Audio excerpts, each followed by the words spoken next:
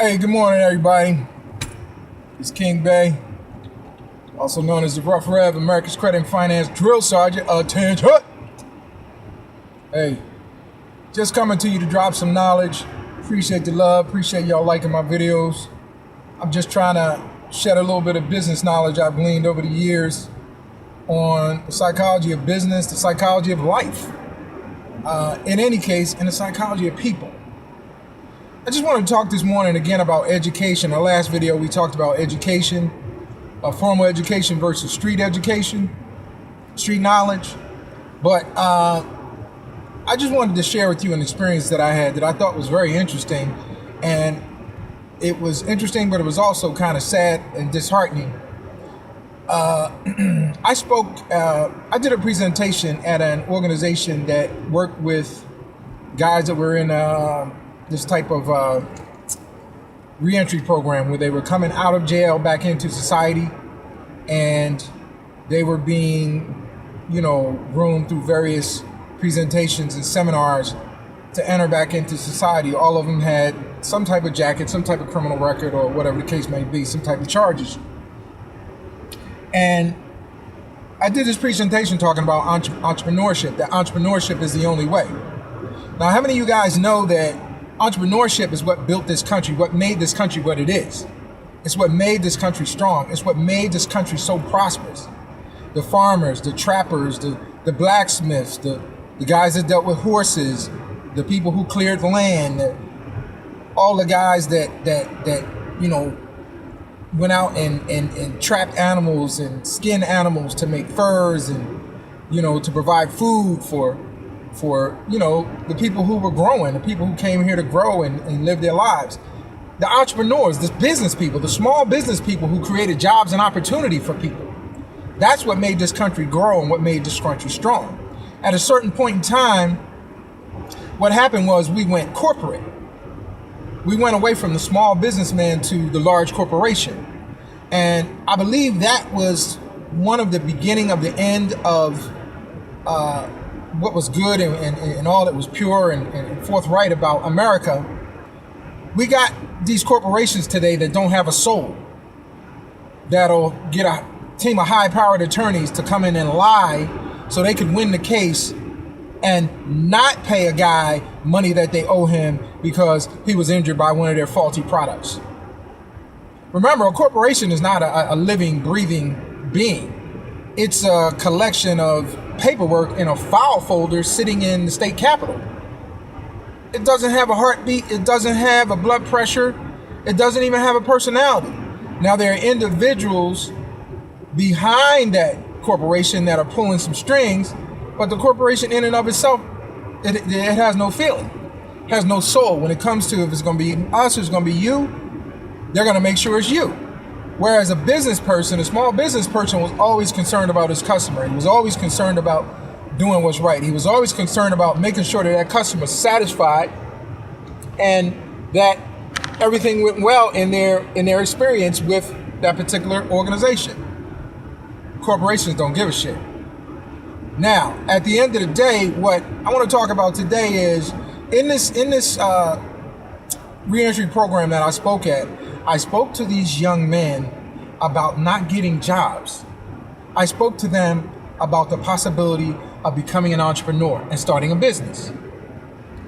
One of the things I explained to them was that many of them had a lot of skills. They were plumbers, they were electricians, they were barbers, they were carpenters. And many of these guys were good. I mean, they were exceptional at what they did. But at the end of the day, they couldn't get a job because, of course, one of the questions on the job application is, have you ever been convicted of a felony? When they clicked the box that said yes, or they checked the box that said yes, it was more like, don't call us, we'll call you. Excuse me, I got to adjust this camera just slightly. It was like, don't call us, we'll call you. And it was unfortunate because many of these guys ended up being denied a great opportunity to move forward and advance in their lives because they had this dark cloud hanging over their head. It might have been something that they did when they were 17. And they might have charged them as an adult, or whatever the case might be. Or it was 10 years ago and they're a different person now. They've grown.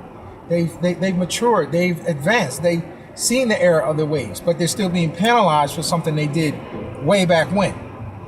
So a lot of times these guys were frustrated, and it would almost force them back out into the street life of doing illegal activity and running guns and moving weight and jacking people and, breaking in houses, B&Es, whatever. It would almost force them back out there, because as much as they tried to get a job, nobody would hire. So my concept was, don't go get a job. Let me, and this was in Atlantic City, New Jersey, let me take you to Trenton, New Jersey, and teach you how to form a limited liability company. Let's pay the expedite fee so you can get the paperwork done in one day, right? And then let's go to Vistaprint.com and get you some business cards for $10 or $15. Go to Google Voice and get you a Google Voice number, which will perpetually be on. You don't have to worry about, my phone's off, I didn't pay the bill. And put you in business. I told them, I said, then you go to a place like Walmart or one of these places like, mid to low end retailers that sell those uniform outfits where the pants and the jacket, pants and the shirt are the same color. I said, go there and get five sets of those outfits and go to a seamstress and have her sew your name on the thing to look professional. Get somebody to pay $40 or $50, get somebody to make you a basic logo of your company. And when you show up to do business, or you show up to market and promote your business, people aren't looking at, oh, he's an ex-felon, oh, what if he does this? They're looking at the fact this guy's professional, he's smart, he's got all these references from other work that he's done. Hey, the guy's dressed nice, he's dressed in a business outfit, he's got professional looking business cards. Oh, and I told them that, they need to get a little cheap website from like GoDaddy or oneonone.com, where you can get a website and hosting for like $20 for the year, right? And people say, hey, he's got a website. Hey, I trust him, let's use him. And at the end of the day, it would be a situation where they would get business that they would have never obtained, because now they didn't have to deal with the objection of, oh, the guy's got a criminal record. Oh, he committed a felony. And I said, as long as you come in there, you do a bang-up job. And I told them, I said, you always do more than people pay you to do. You under-promise and you over-deliver.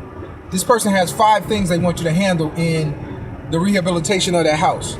They want you to blow out this wall. They want to turn the garage into a rec room. They want you to put in a double window where there's a little small window. They want a big window so they could go out on the deck. Well, you do that, and then you add, they only opted for the low quality door. You add a premium double door with stained glass in it. So when they come home, you've upgraded them for no cost, and it's only cost you an extra $50, which you wrap into your price. They're ecstatic. What's the first thing they do? They're on the phone. Oh my God, I hired this new guy. He was a black guy. I wasn't sure about him, but oh my God, the work that he did was phenomenal. And we ordered the low range door, and he came and he upgraded us. You got to see it. I'm going to send you a picture right now. They send a picture. They tell 10 friends. Guess whose phone is blowing up? The ex-felon who couldn't get a job for 5 years, but now he's in his own business. Let me tell you something. These young men at this program, they went bananas. They were like, we never heard any. Can we really do this, Mr. King? What, like, when can we go to Trenton? Like, yo, I got to 150, I got to 200 right now. Like, yo, my baby, her birthday's coming up. And they were excited. I said, look, gentlemen, I said, I don't control your office schedule here.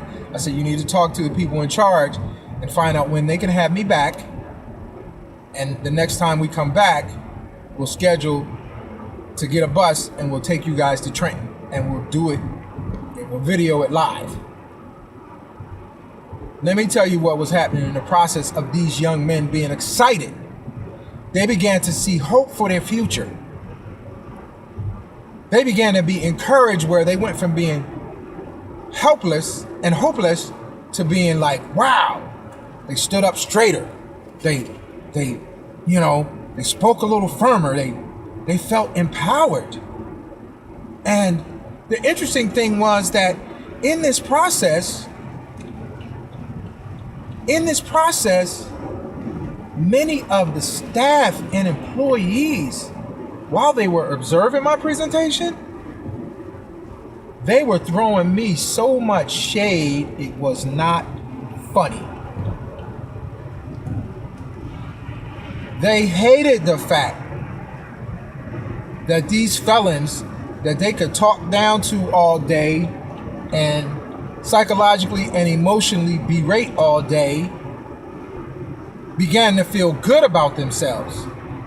They were upset about the fact that these guys now saw hope and possibility for their lives.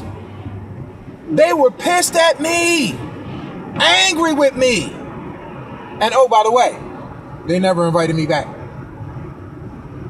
I called because I was excited, because one guy did construction. He showed me some of his work. I said, dude, you can make $100,000 a year. He's like, really? I said, dude, I'm telling you right now. I said, the biggest problem is contractors take the money, they botch the job, then they leave and they never come back. You see it on TV. The guy has to have the Holmes makes it right. The guy has to come in and fix up something some scheming, scamming contractor didn't do. I said, if you actually do it right, I said, they love you. They'll be your client forever. I called. And what I realized was, if I converted all these guys to entrepreneurs, and instead of staying in that program for 5 years, where this company, and oh, by the way, it's the same company that created the ankle bracelet technology, that the home monitoring thing where you can monitor the guy to make sure he's not outside of a certain jurisdiction. Yeah, they created that technology. They got rich. It was a foreign company. They got rich. And at the end of the day, they were trying to get richer, right? And I'm looking at helping these young men to increase their possibilities for their lives.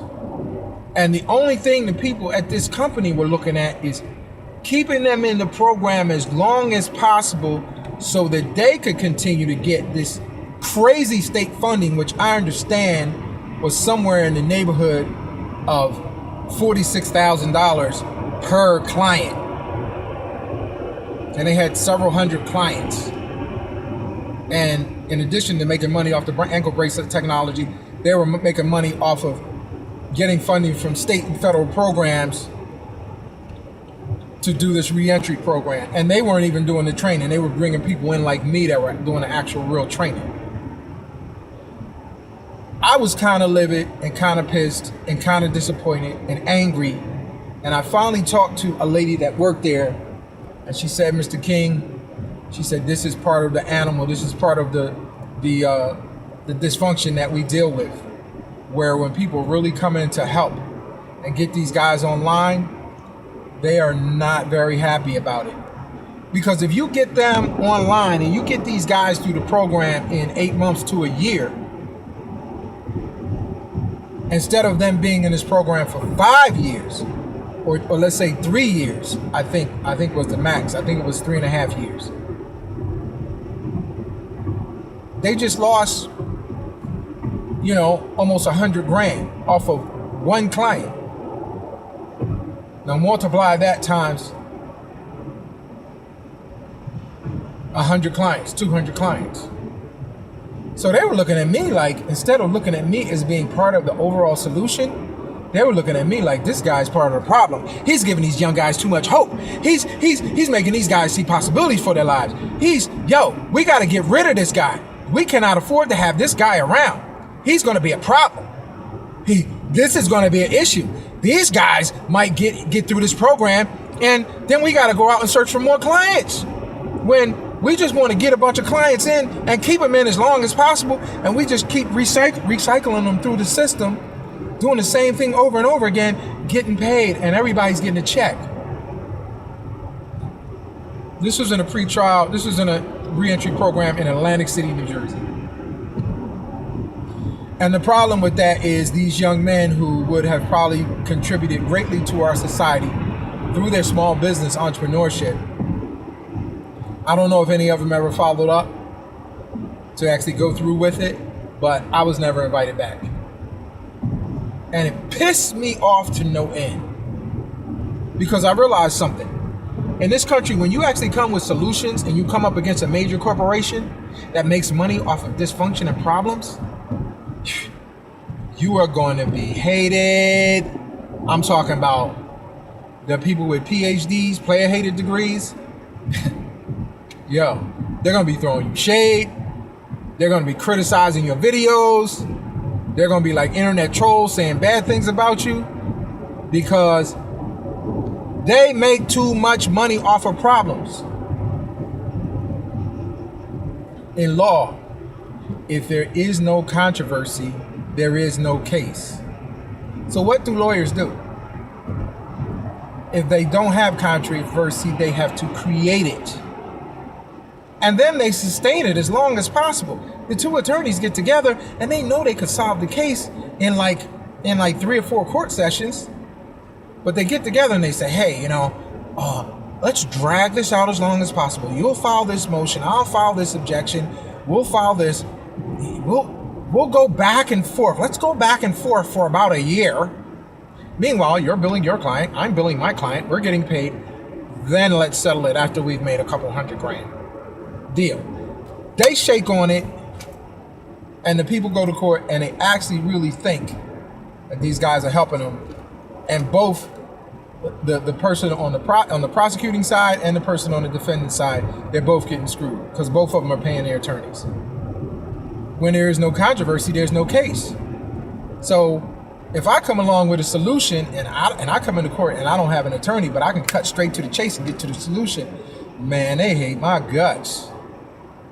So think about the fact that often we're dealing with a society that makes so much money off of dysfunction and problems, they don't want solutions. But the people need solutions. We need answers right now. We need strategies to deal with why so many of our young black men are being killed on the street. And why is nobody upset about it? Why are they more concerned about the wildebeest and the ants and, we got to have a special dog treat for our doggy because his stomach gets upset when we give him potato chips. Fuck your doggy. No offense to the dog owners. Let me retract that. Not fuck your doggy, but how about you be more concerned about your brother and your sister on the street? How about you be more concerned about the little girl who's being abused by her stepdad? How about you be more concerned about the little kids who have nobody to fight for them and their mommy and daddy trust the priest and they don't know the priest is sexually abusing their child and nobody will listen to them? How about we be more concerned about people? That's all I'm saying. No disrespect. I love dogs. I grew up with dogs. Don't have one right now. And the only reason I don't is it would be disrespectful because the way my schedule is, I wouldn't have time to spend with them like I like to. I like to go running. I like to take them for walks. I like to do all types of things that I used to do. I used to go running in the snow. I don't have time, and it would be disrespectful.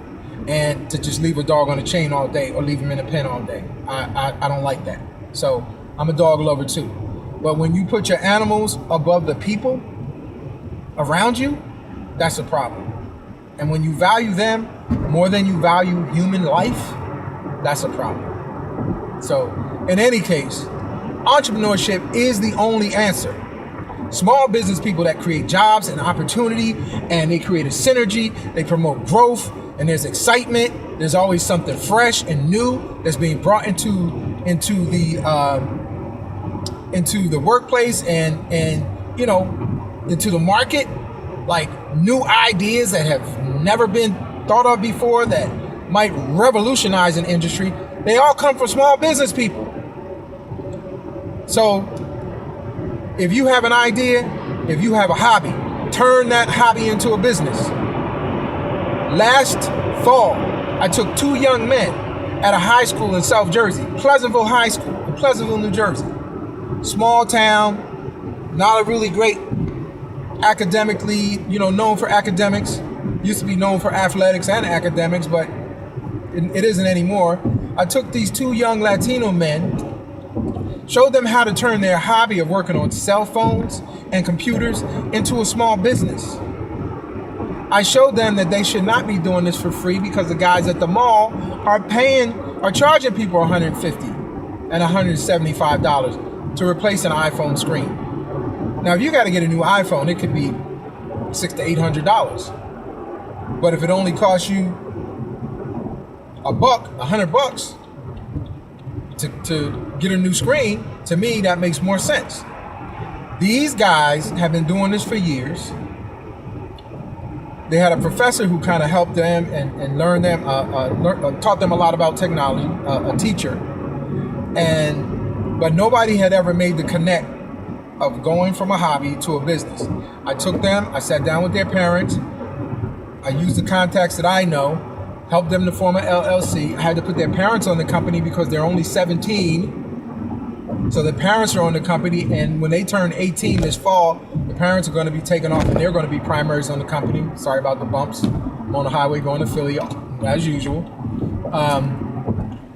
And these guys are making money. And one of them, Christian, says to me, Mr. King, he said, this is a totally new experience for me. I said, what's that, Christian? He said, I have money in my pocket. He said, for the first time in my life, I have my own money. He said, I don't have to ask my mom and dad for stuff. I don't have to come to them like feeling like bad or feeling any type of way that, I know things are tight. I really hate asking mom or dad. He said, I have my own money. I said, yeah, how's it feel, Christian? He said, I feel like a man. He's kind of sat up, kind of poked his chest out. And I said, wow. I said, all because when I immediately saw what they were doing, I said, that's a small business. Redport Studios, LLC. Google them. If you have a broken cell phone, iPhone, cracked screen, a computer that won't turn on. This notebook that I am filming this video from was looked at by 2 different computer guys that have been in business for more than 15 years. They both told me, oh, it's dead. It only costs you $180, $200. Just get a new one. You can find a used one on YouTube or Amazon for $80 or whatever. I'd only had it for a little over a year and I couldn't fathom throwing it away. But they told me it was dead. 2 different people. I talked to Christian. I said, Christian, would you mind taking a look at this? Because you're telling me it's dead, but it's a nice system. I'm not comfortable with throwing it away. He goes, oh, I'll check it out. An hour later, he texts me a copy of my startup screen on this notebook that you're watching this video on right now. And I said, Christian, what did you do? He said, I did what I do, Mr. King. He said, I did my thing. Cost me $40. Gladly paid him. But it saved me $150. And I said, wow, this kid is 17 years old, taught himself 3 computer languages, taught himself how to code, wrote a GPA application for the Android, I believe. And I think the next one, he's writing one for the iPhone that calculates your GPA where you don't have to wait till the end of the marking period to kind of like be a little mystery thing about what's my grade going to be. I'm not really sure. I don't know. I think I got it. Whatever. You plug your grades into it. It weights all of your work. If you have AP classes, whatever, down to the 1/100th percentile, right? And it'll tell you what your grades are at any point in time during the school year. It's on the Google Play Store right now. Redport Studios, LLC, Christian and Manuel, killing the game. My students that I had in my financial literacy and small business development class, where I showed them how to take an idea and turn it into money. See, you should always be printing money. I took an idea from a shareware program that cost me $5, and I started a business showing people how to pay off their mortgages early. Instead of stringing it out for 30 years and having the mortgage company make all that interest, I showed them how to kill it in 12 or 14 years. From an idea. See, you don't necessarily always need money. Sometimes you need creativity. In any case, look, entrepreneurship is the only way. It's the answer to a lot of society's ills. It's the answer to a lot of your problems. You're going out looking for an hourly job when God gave you a gift that's supposed to be used for business. I'm sorry, as I get closer to Philly, the highway gets worse. My bad. But in any case, like I said, I'm busy. I got to get it in where I can fit it in. I'm on my way to appointments. This is some time that, it just would have been dead time me listening to the radio or eating some snacks. So I spend it with you lovely people. Anyway, once again, it's America's Credit and Finance Drill Sergeant, the Rough Rev, also known as King-Bey. I am a motivator, an innovator, an entrepreneur, a published author. Oh, by the way, I have the Credit Crisis Survival Kit on deck. There's going to be a new release in about 45 days. The Credit Crisis Survival Kit 2.0. It's going to be off the chain. And I also got the other book that's coming, which I can't even mention the title because it's so hot, it's so crazy, it's going to be so controversial, but it's dealing with this very issue. Entrepreneurship is the only way. Small business, small business, small business, which eventually can graduate to big business. Small business does not always mean small money.